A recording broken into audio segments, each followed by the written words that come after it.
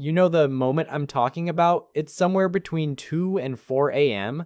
You're not supposed to be awake, you weren't planning to be, but at some point your brain started doing the math, the rent, the savings number, what's left after the next paycheck, and once it starts, it doesn't stop. If you've ever lain in the dark running numbers you've already run 12 times this month, this video is for you.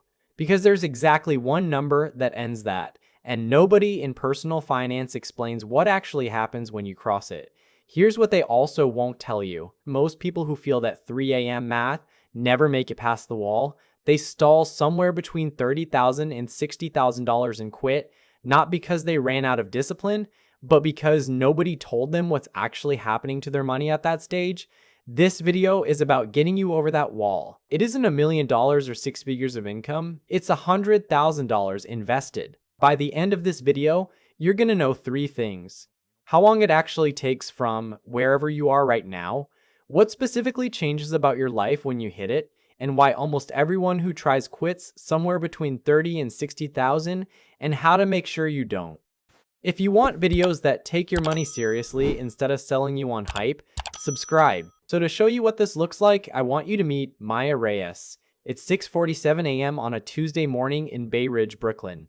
Maya is 28 years old, awake again, lying on her side with her cat on her ribs and her phone face down, so the screen doesn't light her up. The alarm is still 13 minutes away, but at some point around 3 a.m. her brain started doing the math, and it hasn't stopped. $34,000 in their joint brokerage, 4 in the emergency fund.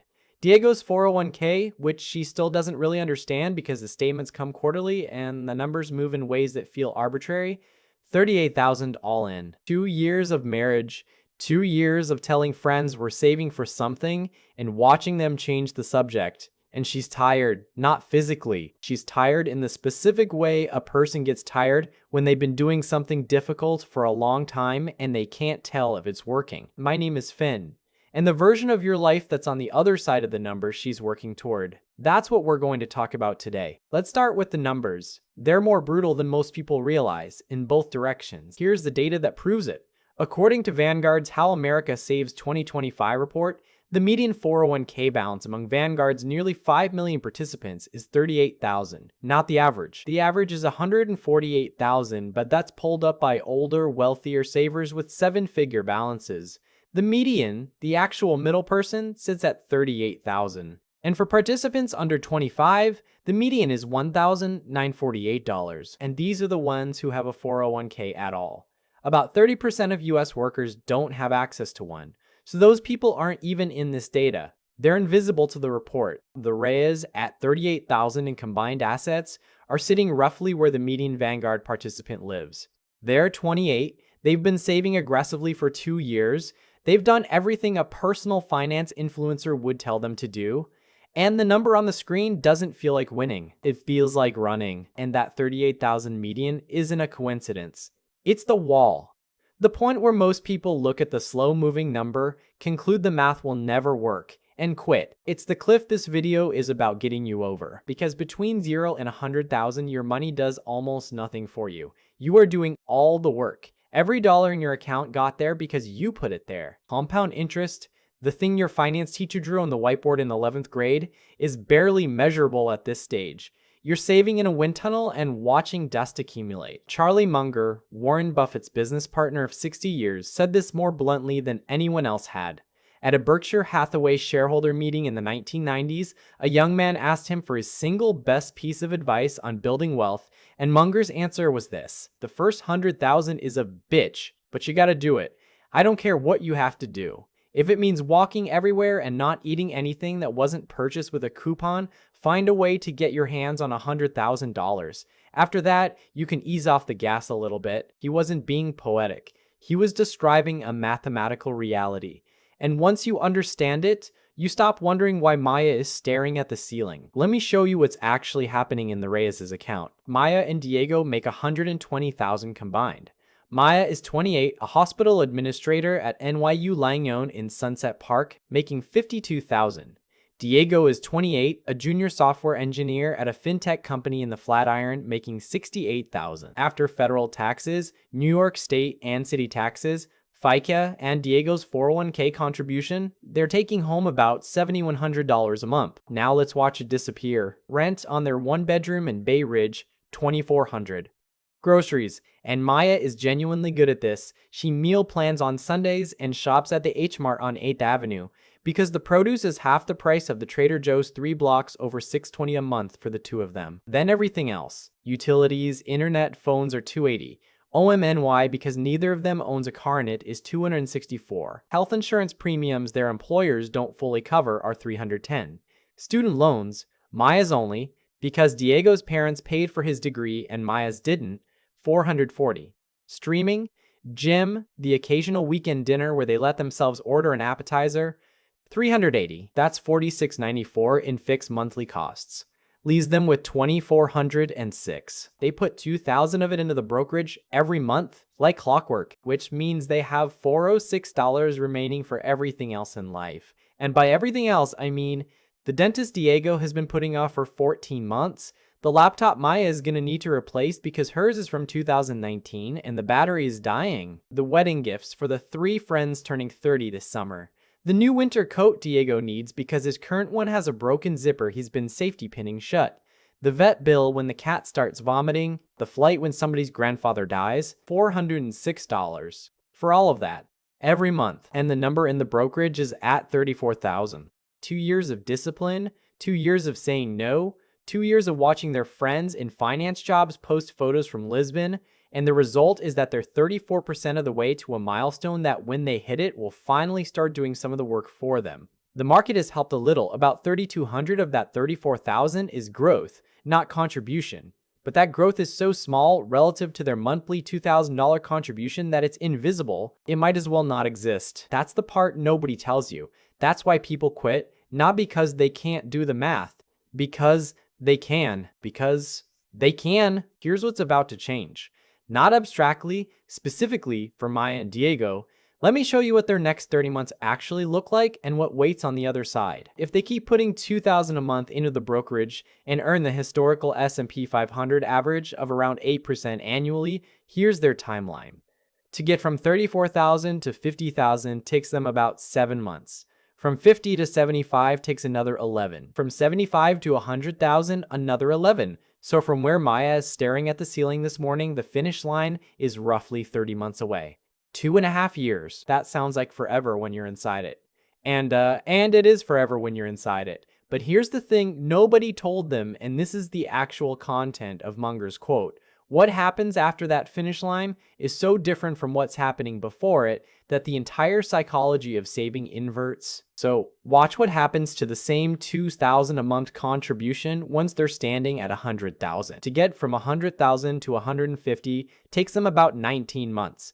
Same contribution, same return rate. But this time, the market is contributing roughly $12,000 to that $50,000 gap. They're only on the hook for $38,000 of their own money. To get from $150,000 to $200,000 takes another 17 months, and the market is now putting in even more. By the time they're approaching $300,000, the market is contributing as much to their account each month as they are. They are no longer doing all the work.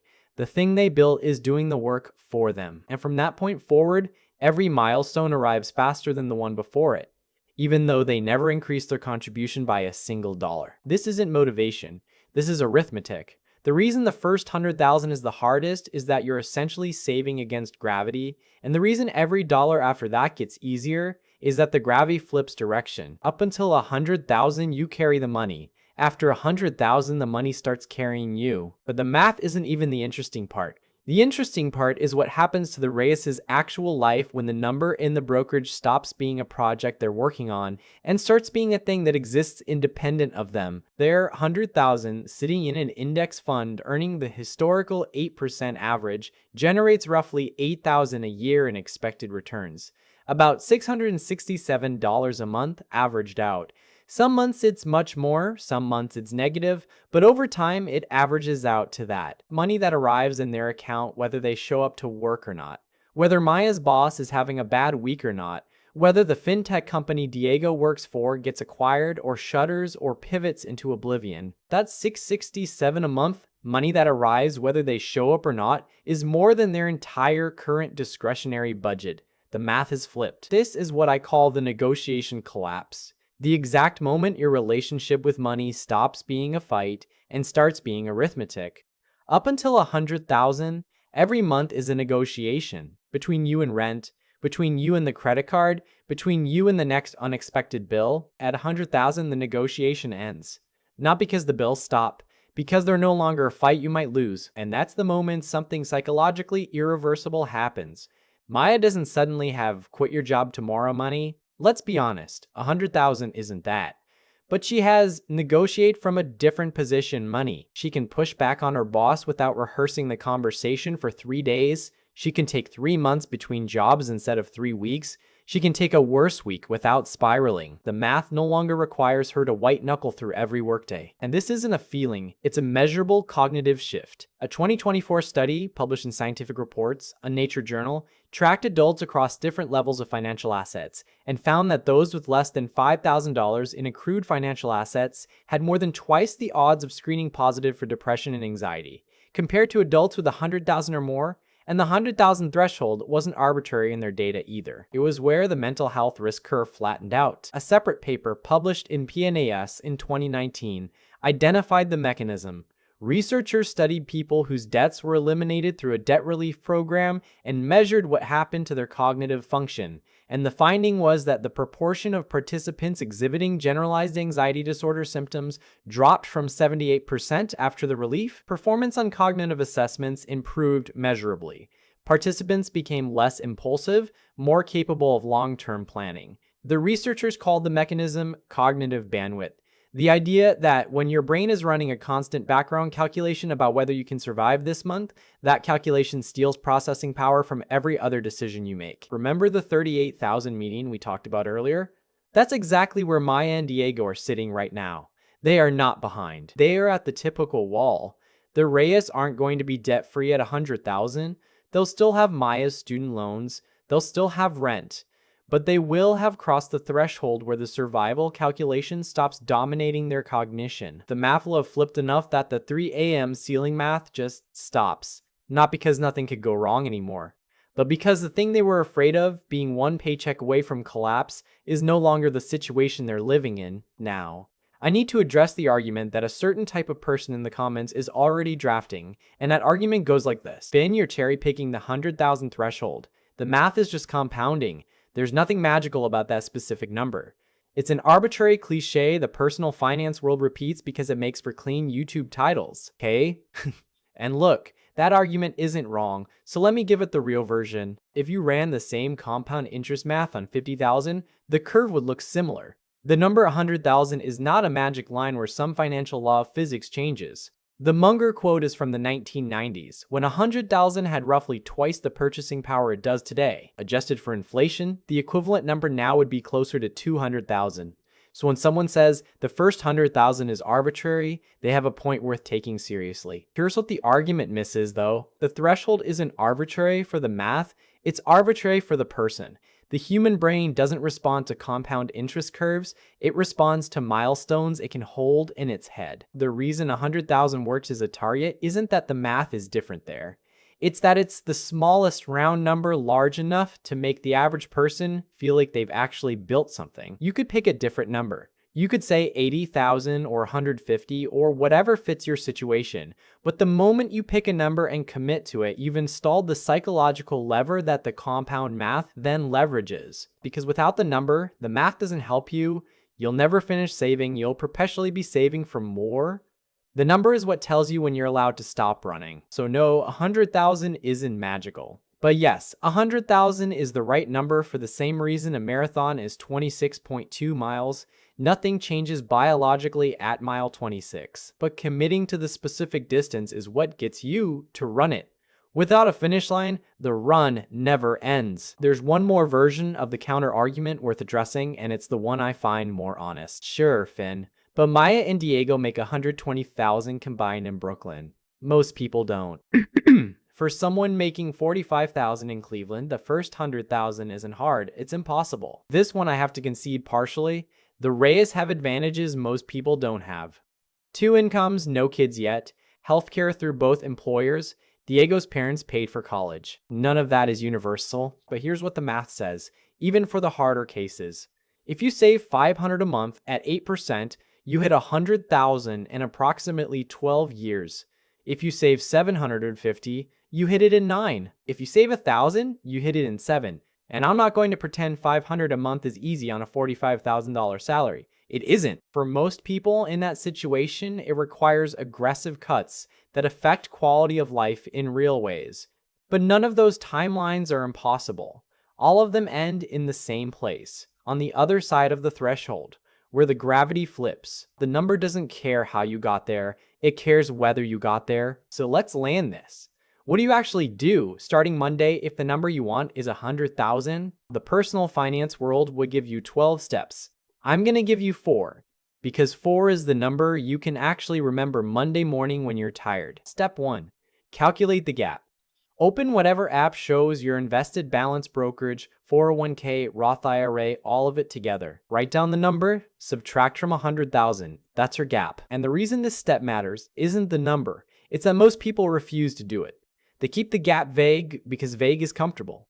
Specific is terrifying. Specific is also the only thing that works. Now ask yourself, honestly, what you can put toward investments every month. Not what you wish you could, what you actually can.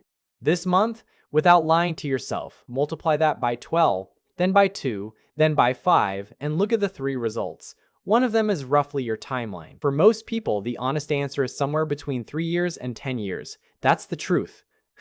The personal finance influencer telling you it takes 18 months is lying, or describing their inheritance. The financial advisor telling you it takes 25 years is hedging, because their model assumes you'll panic and stop. The real number for the real you is in that 3 to 10 year range, and the only person who knows which end of it is you. Maya and Diego, putting 2,000 a month from 38,000, are at 30 months. That's their timeline. They didn't pick it. The math picked it. Step 2. Automate the contribution, then never look at it. Not set a reminder to transfer money. Automate it. Day after payday, fixed amount into a brokerage account that lives at a different institution from your checking. And the reason for the second institution isn't security, it's friction. So if transferring money out of investments requires logging into a second app, switching to a second password, and waiting 3 business days for the ACH, you won't do it on a bad Tuesday. That friction is the entire system. Then, and this is the part nobody tells you, stop checking it. You are not going to time the market. You are not going to outperform the index. Your only job between now and 100,000 is to keep the automation running. Every time you log in to see how it's doing, you're inviting yourself to mess with it. Check it quarterly. That's enough. Step 3. When you get a raise, half of it disappears. This is the single highest leverage rule in this video. When your income goes up, promotion, bonus, side income, anything, the moment that money hits, half of the new amount gets routed into your automation. Not someday. Not after I figure out my new budget. Immediately. Why half? Because lifestyle creep is the one force strong enough to keep someone at 34,000 forever. Most people who fail to hit 100,000 don't fail because they can't save. They fail because every time their income went up, their lifestyle did too, and the gap between income and spending stayed identical. Splitting raises 50-50 is the only mechanism I know of that lets you enjoy your career growth and still reach the threshold. So if Maya gets promoted to 62,000 next year, a $10,000 raise, her contribution goes from $2,000 a month to $2,400. She still feels the raise, but her timeline to 100,000 just compressed by 4 months. Repeat that twice over 5 years and the timeline collapses. Step 4. Pick the day you're going to celebrate, not when you feel like you've made it, not when your portfolio settles. Pick the day. The Monday after the balance first crosses 100,000, put it in your calendar now, even though you don't know what date it'll be. This sounds soft. It isn't. The reason people don't feel the threshold when they cross it is that they don't mark it. They just look up one day and realize they passed it 3 months ago. Because the brain doesn't process unmarked transitions. So if you want the psychological shift Munger described, you have to actually let yourself feel that you arrived. Pick the day, pick what you'll do, a dinner you wouldn't normally splurge on, a weekend somewhere, and let yourself have it. That's the 4. Calculate the gap, automate the contribution, split your raises, mark the day. If you do those 4 things and nothing else for the next 3 to 10 years, you will get there. Not because you're disciplined, because the system makes the discipline almost irrelevant. Let me close with what I actually want you to take from this. The $100,000 threshold isn't important because of what it lets you buy. It doesn't let you buy much. It won't change your apartment. It won't change your car. It won't change what you eat for dinner. If that's what you're hoping for from 100,000, you're going to be disappointed when you get there. What it changes is something quieter and more important. When Maya's staring at the ceiling at 3 a.m. right now, the thing keeping her awake isn't the number, it's the negotiation. The constant internal calculation about whether this month is sustainable, whether they can afford to be sick, whether the next unexpected bill is the one that breaks them. The number she's adding to every month is real, but it's slow, and it's not yet large enough to end the negotiation. $100,000 ends the negotiation. Not because it's enough to retire on. It isn't. Not because it makes her rich. It doesn't. But because at $100,000 invested, the monthly growth from her money is meaningfully larger than her monthly discretionary spending. The math has reorganized itself into a shape where she's no longer one bad month away from collapse. The 3 a.m. ceiling math has nothing left to compute because the answer has stopped depending on her. $100,000 is not the amount that makes you rich. It's the amount that ends the negotiation between you and the next paycheck. So whatever your number is this morning, whatever the gap is, whatever the timeline says, start. Not perfectly, not dramatically, just start. Automate something today, look at your number once a quarter, split your next raise, mark the day on a calendar you haven't bought yet, and in 3 years or 7 or 11 on a Tuesday morning that won't feel particularly different from any other, you'll wake up at 6:47 and realize you didn't do the math last night. That's the moment. That's what we're working toward. I'll see you there.